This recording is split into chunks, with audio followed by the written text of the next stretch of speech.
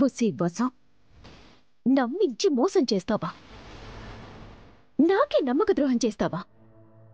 నిన్ను ఏం చేయాలి? ఏం చేయాలి? Harika Harika Harika Harika calm down. నన్ను బస్సు చావు దెబ్బ కొట్టింది.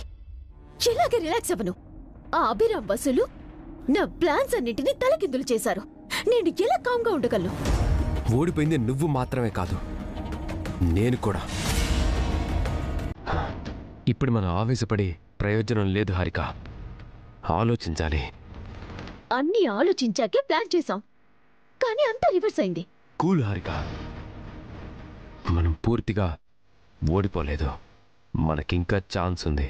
డివోర్స్ వచ్చేసాయి, ఇంకా ఏం మిగిలింది? అంతా అయిపోయింది. లేదు, అభిరామ్ బస్సుల మీద రివెంజ్ తీర్చుకోవడానికి మనకొక దారుంది. ఏంటి? నేను చెప్పేది కేర్ఫుల్గా విను, చెప్పింది చెప్పినట్టుగా చెయ్యి.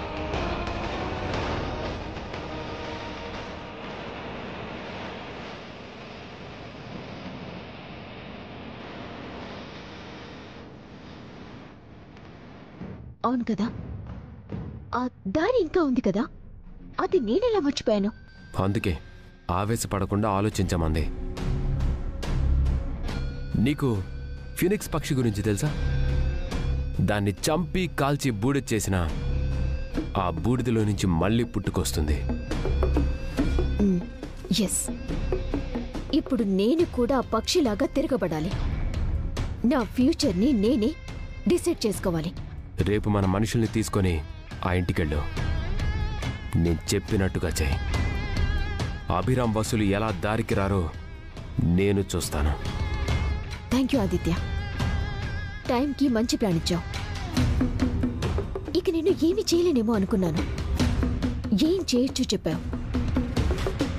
రేపు నా రివెంజ్ తీర్చుకుంటాను, దెబ్బకి దెబ్బ కొడతాను.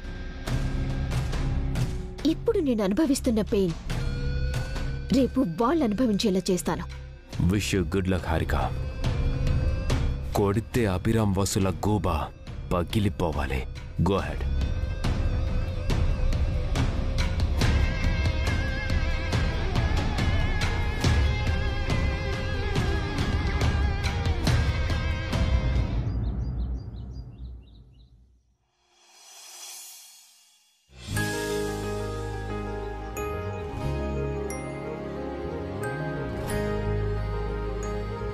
బన్నీ, ఇది నీకు.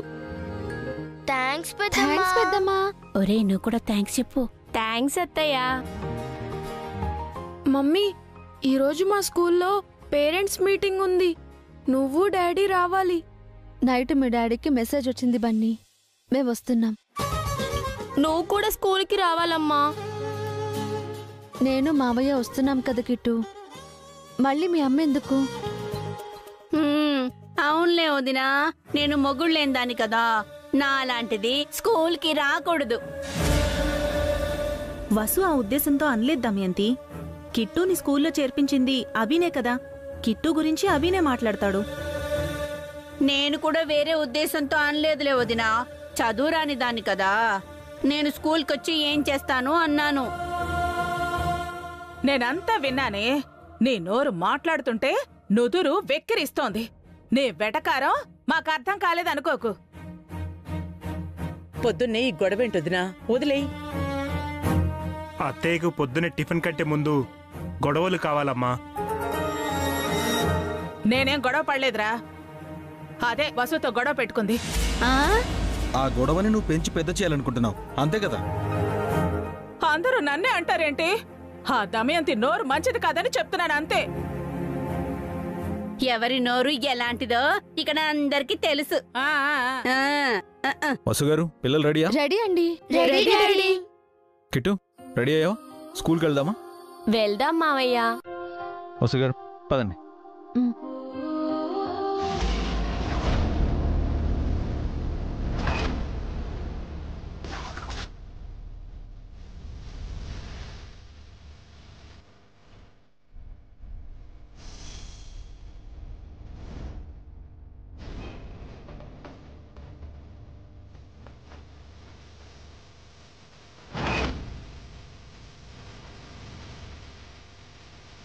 ఆగో.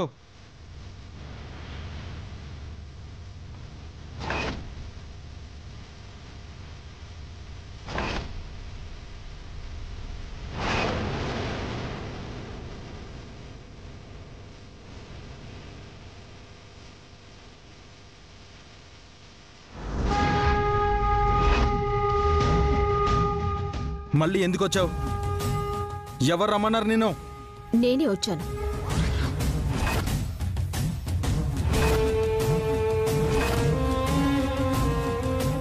నీకు నాకు విడాకులు అయిపోయాయిగా, ఇంకా దేనికొచ్చావు? నాకు దక్కాల్సింది తీసుకెళ్ళటానికి.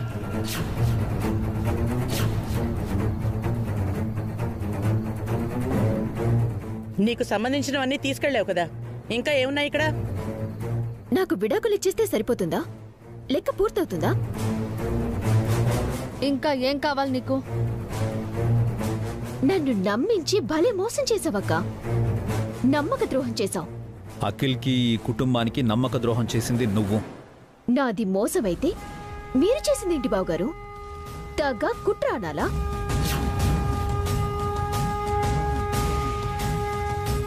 అలాంటివి నువ్వు చేస్తావు, అభి వసూలు చెయ్యరు.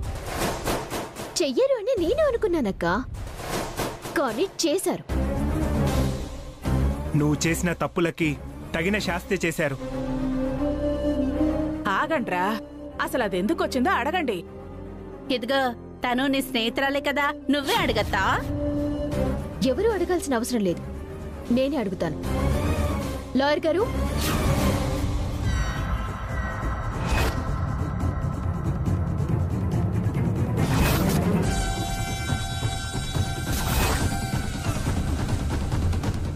లాయర్తో వచ్చిందంటే ఇదేదో పెద్ద ప్లాన్తోనే వచ్చినట్టుంది. నేను ఎందుకు వచ్చానో వీళ్ళకి చెప్పండి లాయర్ గారు.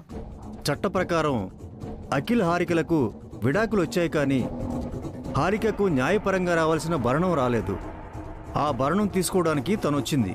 విన్నారు కదా, నాకు రావాల్సిన భరణం ఇచ్చేస్తే నేను వెళ్ళిపోతాను.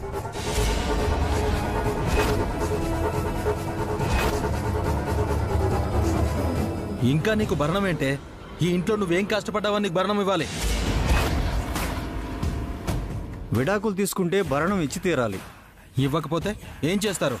కేసు పెడతాను, కోర్టుకి ఈడుస్తాను.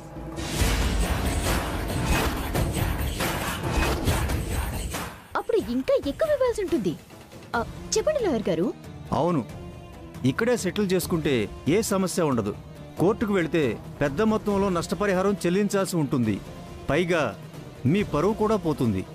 ఏంటి బెదిరిస్తున్నారా? లేదక్కా, నువ్వు చేసిన మోసానికి ఖరీదు కడుతున్నాను. భరణం ఇస్తారా, పరువు తీసుకుంటారా? ఏమీ ఇవ్వం. నీకిష్టం వచ్చింది చేసుకో. నీకు భయపడే వాళ్ళెవరూ లేరిక్కడ. అఖిల్, నువ్వు ఆగు. చూడు హారిక, నువ్వు కేసు పెట్టినంత మాత్రాన మాకొచ్చే నష్టమేం లేదు. నీకు భయపడి కాదు, ఆడపిల్లవే ఈ ఇంటికొచ్చి అడుగుతున్నావని నీకెంతో కొంత ఇవ్వడానికి ఒప్పుకుంటున్నాం.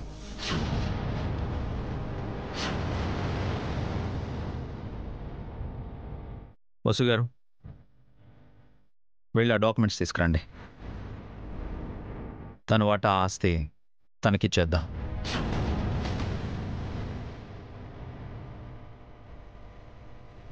నక్క తోక తొక్కొచ్చావే, నీ కాస్తులో వాటా ఇస్తున్నారు, నా వాటా కూడా తీసుకోవాలి. ఆగండి వదినా.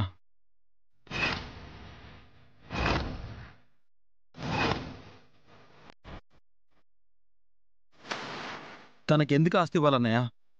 ఆస్తి కాదు, భరణం ఇవ్వాలి. ఎవరివ్వాలి? నాకు విడాకులొచ్చింది నువ్వే కాబట్టి నువ్వే ఇవ్వాలి. ఎంత ఇవ్వాలి? ఈ ఆస్తిలో సగం ఇవ్వాలి. చెప్పండి లాయర్ గారు. అవును, విడాకులయ్యాక భర్త ఆస్తిలో సగం భార్యకు భరణంగా ఇవ్వాలి. అంతే కదా, ఇస్తాను.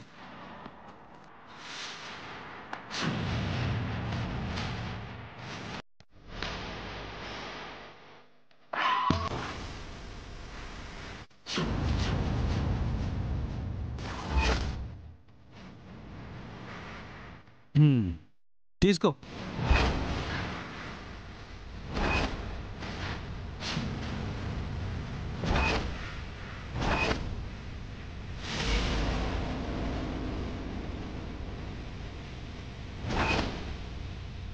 ఏంటి 500? అవును. జస్ట్ 500 ఇస్తావా? భరణం ఇస్తున్నావా, భిక్షం వేస్తున్నావా? భిక్షం కాదు, భరణమే. ఏం మాట్లాడుతున్నారండి? ఆఫ్టర్ ఆల్ 500 భరణంగా ఇస్తారా? అంతకు మించి ఇవ్వడానికి నా దగ్గర ఏమీ లేవు. ఈ ఇల్లు ఆస్తి ఉన్నాయి కదా. ఇవేవి నావి కావు, మా అన్నయ్యవి. ఇదంతా తన కష్టార్జితం.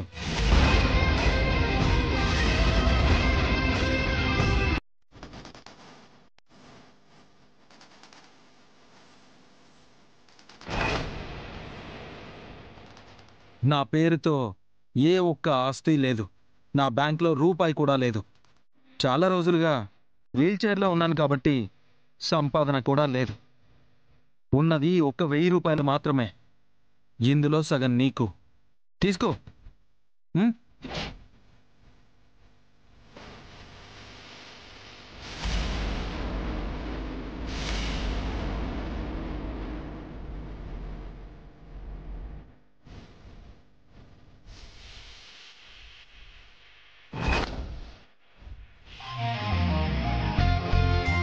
ఇది అన్యాయం రా.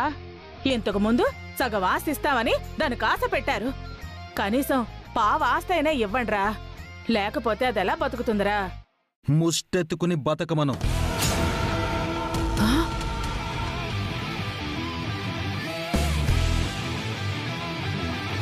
అంటే నన్ను బెగ్గింగ్ చేసుకోమంటున్నావా?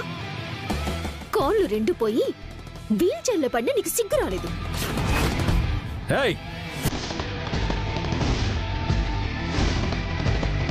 హారిక,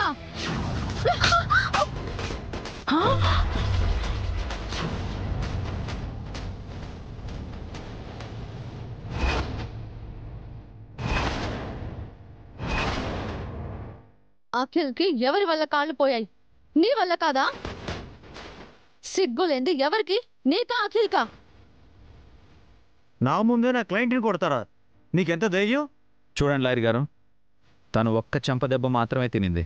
మిగతా బ్యాలెన్స్ దెబ్బలు మళ్ళీ వస్తే పడతాయి. చూడు హారిక, ఆడపిల్లవన్న సానుభూతితో నిన్ను, నల్లకోటు వేసుకున్నారన్న గౌరవంతో మిమ్మల్ని ఇప్పటి వరకు భరించాం. నోరు తెరిచి అడిగింది కదా అని ఆస్తి ఇవ్వడానికి కూడా సిద్ధపడ్డాం. కానీ తను అందుకు అర్హురాలు కాదు అని ఇప్పుడు అర్థమైంది. వెంటనే వెళ్ళిపోతే మర్యాదగా ఉంటుంది, లేదంటే నాకు భరణం ఇవ్వకుండా ఎలా పంపిస్తారు? నేను ఒక 500 ఇచ్చాను. మా వదిన చెంప దెబ్బిచ్చింది. లెక్క సరిపోలేదా? నన్ను ఇంతలా అవమానిస్తారా? మీరు బాగుపడరు, సర్వనాశనం అయిపోతారు. ఏంటి శపిస్తున్నావా? మర్యాదగా బయటికెళ్ళు. అఖిల్కి సేవలు చేయలేదు, అఖిల్తో బిడ్డని కనలేదు, ఏ రోజు బాధ్యతగా లేవు. భరణం కావాలా నీకు? భరణం? నువ్వు చేసిన చీటింగ్కి నిన్ను జైలుకు పంపించకుండా క్షమించడమే ఎక్కువ. వెళ్ళమమ్మా. వెళ్తాను, కానీ మిమ్మల్ని ఊరికే వదిలిపెట్టను. మీ అందరి అంతా చూస్తాను. మిమ్మల్ని బయటికి ఈడుస్తాను. మీ పరువు ఆస్తి అన్ని పోయేలా చేయకపోతే నేను హారికనే కాదు.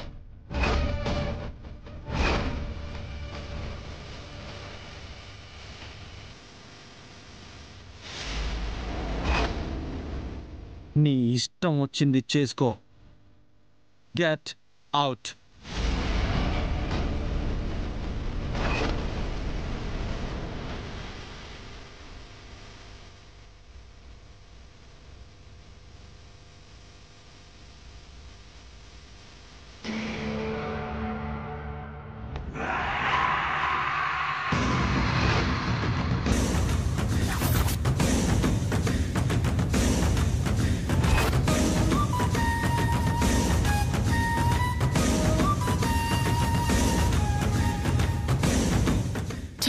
హారికకు ఆస్తి రాలేదు, అందులో నాకు వాటా కూడా రాలేదు. ఏంటత్తా ఏదో బాధపడుతున్నట్టున్నావు? హారికతో పాటు నువ్వు కూడా బయటికి వెళ్ళిపోతావా? నేనెందుకు వెళ్తానే? నేనేం తప్పు చేశాను? ఇందాక హారిక తరపున మాట్లాడావు కదా, తనకి భరణం ఇవ్వాలి అన్నావు కదా. అత్తయ్య, ఇంకొకసారి హారికకు సపోర్ట్ చేసావంటే బాగుండదు అత్తయ్య. ఏదో జాలిపడి అన్నానభి, అంతేకాని హారిక మీద నాకేం ప్రేమ లేదు. ఇక ఈ ఇంటికి హారికకి ఎలాంటి సంబంధం లేదు. ఇంట్లో ఎవరూ కూడా హారికతో సంబంధం పెట్టుకోకండి. పెద్దమ్మా, అత్తయ్యకి కాస్త గట్టిగా చెప్పు. ఈ ఇంట్లో అత్తయ్య ఒక్కతే హారికను వెనకేసుకొని వస్తుంది. దానివల్ల ఈవిడికి ఏం లాభం ఉందో ఏమో. దాంతో నాకేం లాభం ఉంటుంది? నన్నెందుకు ఇరికిస్తున్నావు? ఏదో పాపం అని జాలిపడి. హారికపై జాలి పడాల్సిన అవసరం లేదు. తనకిచ్చిన అన్ని అవకాశాలని నాశనం చేసుకుంది. తన జీవితం తన ఇష్టం. అంతే వసు, అంతే. దాని రాత ఎలా ఉంటే అలా జరుగుతుంది. ఇక నేను దాన్ని ఏం పట్టించుకోను. ఈసారి హారిక ఇంటికొస్తే తన మొహం మీద తలుపులేసేయండి.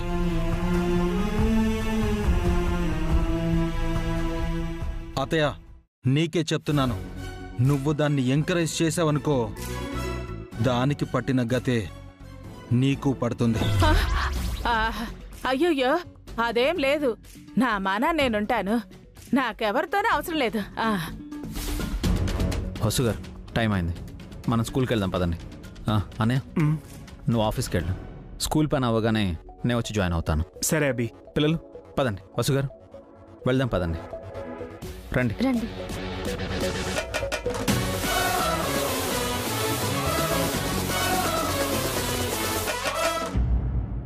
అమ్మా, నేను నందిని గుడికి వెళ్ళొస్తాం. విడాకులొస్తే కొబ్బరికాయ కొడతానని దేవుడికి మొక్కుకున్నాను. అలాగే అఖిల్, వెళ్ళిరండి.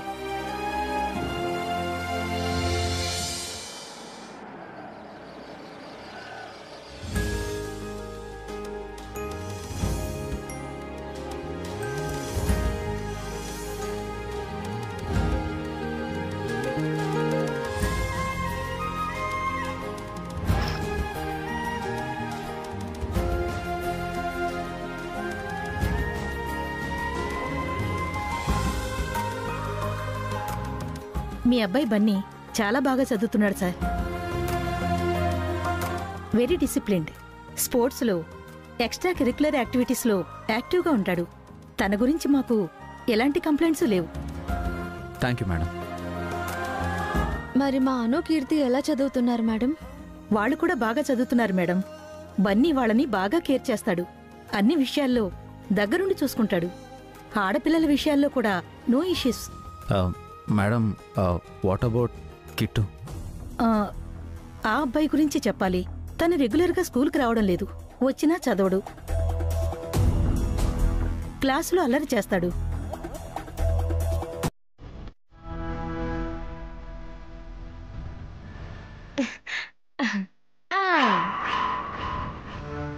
సారీ మేడం,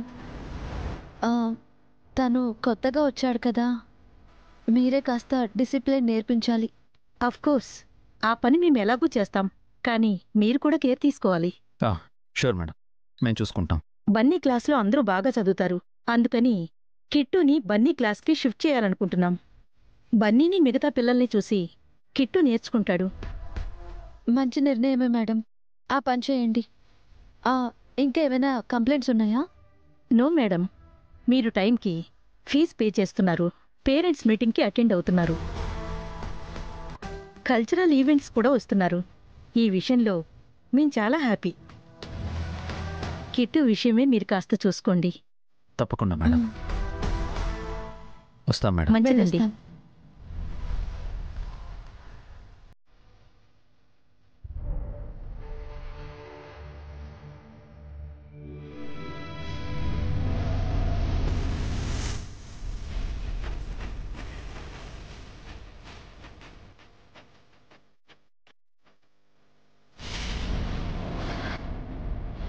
ప్రిన్సిపల్ మేడం ఏం చెప్పారు డాడీ?